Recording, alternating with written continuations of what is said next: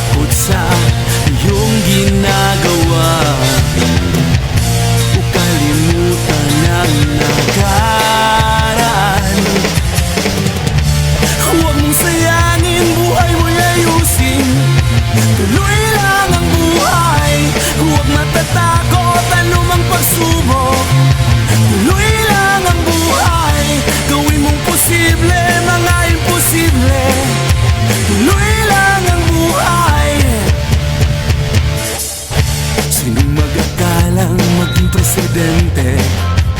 Baka yung Duterte. Sinong maniwalang sisikat si Manny? Galing mahirap lang. Silang mga taong inangat ang buhay na Diyos ang may gabay.